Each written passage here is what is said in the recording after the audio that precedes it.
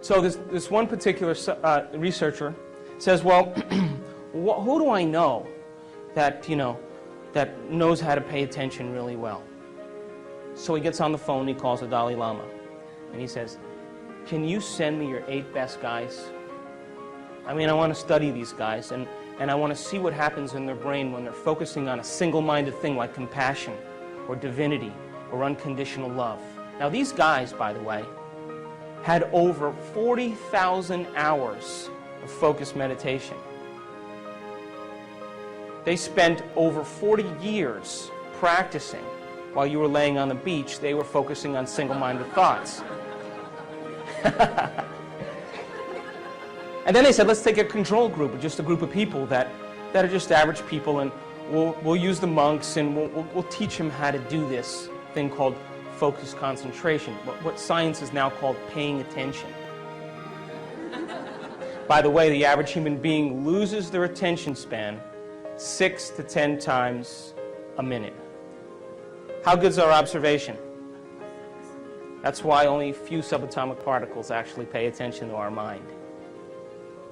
So he said, okay, we're going to hook these guys up to these brain scans, particular ones called EEGs. And EEGs measure electromagnetic frequency that the brain emits. And so they took 256 electrodes and they covered their whole entire head.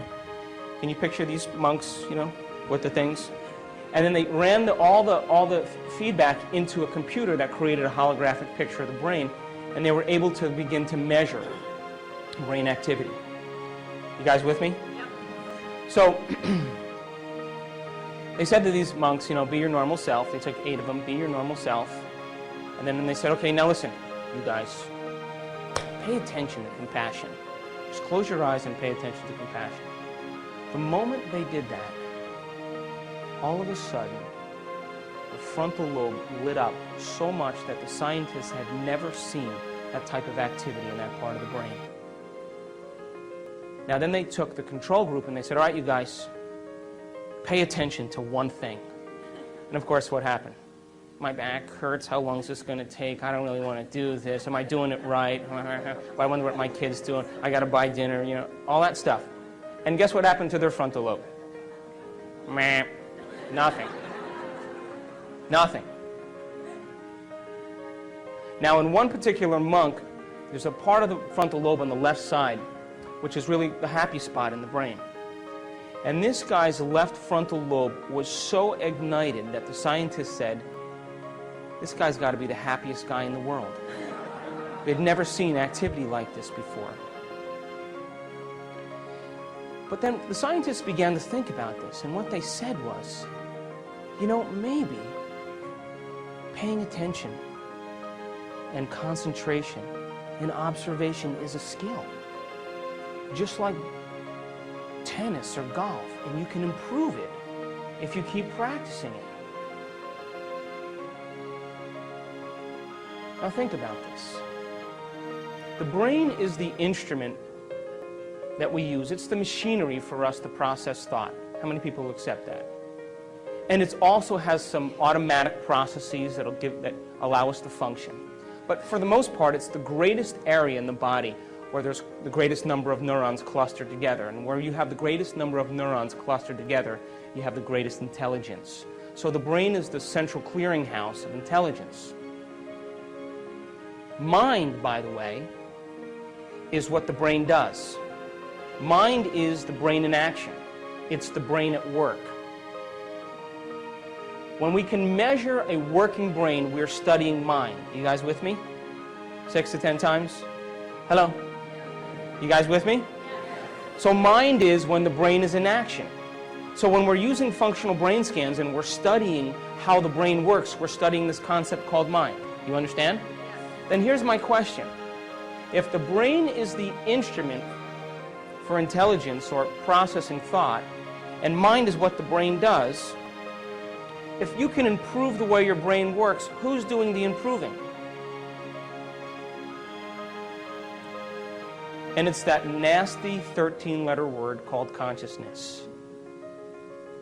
That's the only solution.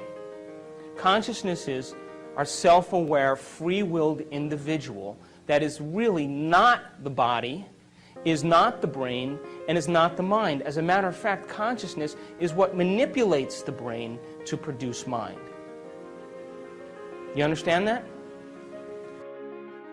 The brain processes 400 billion bits of information every second. You know that? I said it in the movie.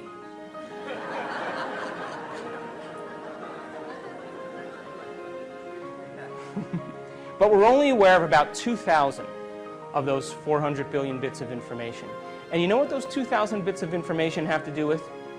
3 things, and only 3 things. The body, the environment, and time. That's it. You know, does your back hurt? You have a headache? Are you tired? Is it too cold in here? Is it too bright in here? Is it too dark in here? You like the way the person smells sitting next to you. You even like the person next to you. How long is this guy going to talk before we can break? And that's where all of our self-awareness is on. It's only on the body, the environment, and time. And yet billions of bits of information is being processed by the brain. Now, when we can take consciousness, self-awareness, and move it away from the body, the environment, and time, we no longer have to live by the laws of the body, the environment, and time. And when we're able to do that, we begin to open the door to walk into the quantum field. Now, it's true, I've been studying spontaneous remissions of diseases. It's kind of been my interest for the last 7 years. People that have had cancer and diabetes and emphysema and endocrine conditions, thyroid conditions, heart disease, high blood pressure, high cholesterol levels, rare genetic disorders that even medical science didn't have a solution for. And these people all of a sudden became healthy.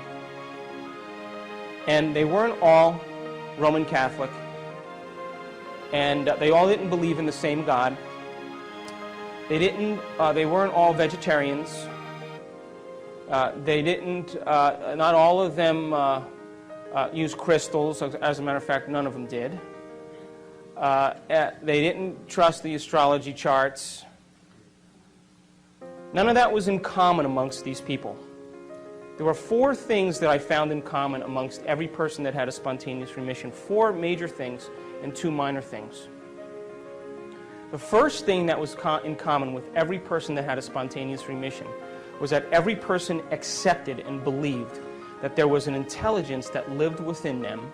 Did you hear what I said? Within them. That somehow was giving them life. There was some spiritual aspect of themselves that didn't exist. Where does religion always say that is? They didn't say that. They said, I'm connected to some mind that's so much greater than my mind. I'm connected to a force that's so much greater than me. A will that has so much more will than I have. And loves me more than I even love myself. And they said, if I could just make contact with this intelligence, it would do the healing for me.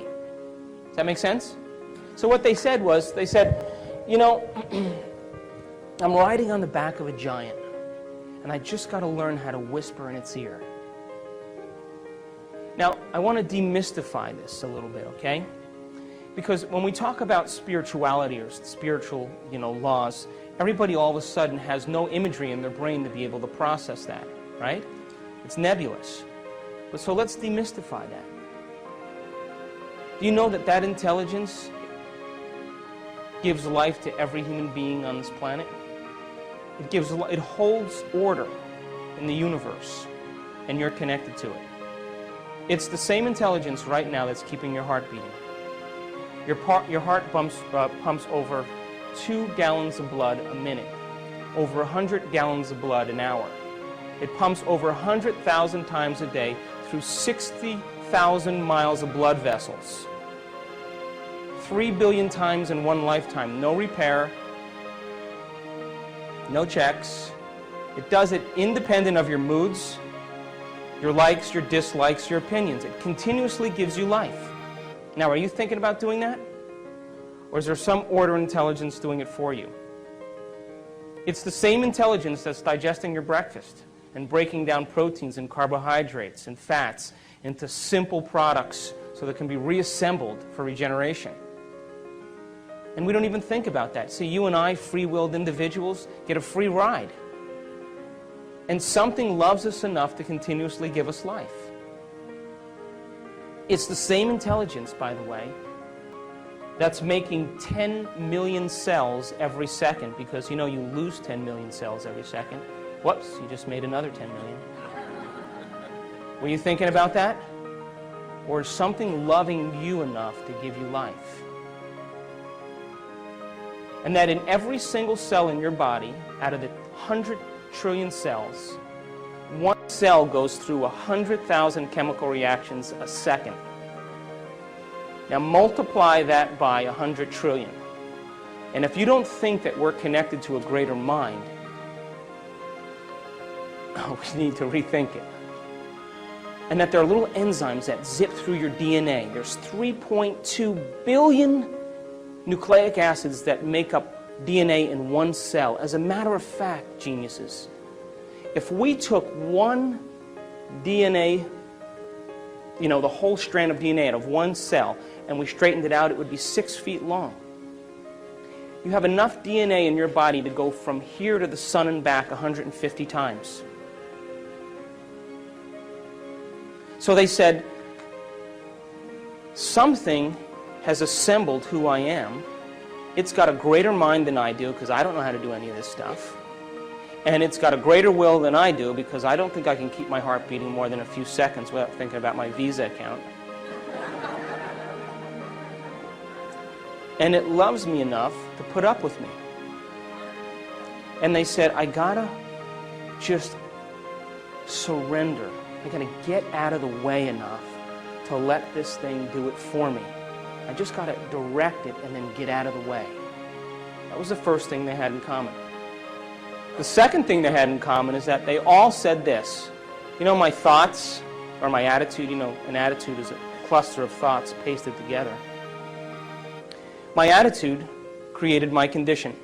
You know, I've been a victim for the last 15 years. I could never get over it, and it's worked really well for me to get what I want. Or I've been an angry person and I've hated my parents for the last 15 or 20 years, and I got to stop that. It was actually me and who I was being that created this state of health that I'm in. You with me? Yeah. Now, do you know that every time you have a thought, you make a chemical? And if you have great thoughts and unlimited thoughts or happy thoughts, you make chemicals that make you feel happy or good. And if you have negative thoughts or bad thoughts or contracted thoughts, you make chemicals that make you feel bad. Does that make sense? So imagine, right? You have an insecure thought. What's the next thing that happens? You feel insecure, right? Now here's the bad news. The moment you start to feel insecure, the next thing you do is you start to think the way you're feeling, which then makes more chemicals so that you can feel the way you're thinking and think the way you're feeling. And we get caught in this loop between thinking and feeling. This is the human drama. And what ultimately happens, listen to this, is that feeling becomes the means of thinking. And what that really means then, geniuses, is that mind is now immersed in the body. You're not thinking as a mind. You're not thinking as a conscious being. You're thinking as a body, because body is determining the outcome based on a feeling. So we call that a state of being. So the person can't think any other way than the way that they feel. So they wake up in the morning and they feel bad, and they start to think bad, and then they start to feel bad, and they spend the whole day perceiving their day based on a feeling. Now, the body should be the servant to the mind. When this happens now, it's the mind that's the servant to the body. Quantum laws still apply? Absolutely, which means then that the person can only live out their genetic destiny. Nothing new will ever happen. Am I making sense? Now, the third thing they had in common is that they all said this. You know what? I have to reinvent myself. I got to become somebody else. I can't be this miserable victim for the rest of my life. I got to become somebody else. Now, the moment they did that, they started to ask themselves some really important questions. Questions that most people don't have the time to think about. Questions like, what would it be like to be a happy person? Who do I know in my life that's happy? What would I have to change about myself to live in joy? Who in history do I admire that was great? And at what point did I lose it and believe this is who I am? And you know, the moment we ask those important questions, guess what part of the brain turns on? Frontal lobe. You know why? Because when we're running automatic programs that determine who we are, we're using the rest of the neocortex. It's all based on association memory. When we stop those automatic programs, it's the moment when you ask those important questions, the brain puts the brakes on and has to reassemble a new way of firing to produce an answer to that question different than the way you've always thought.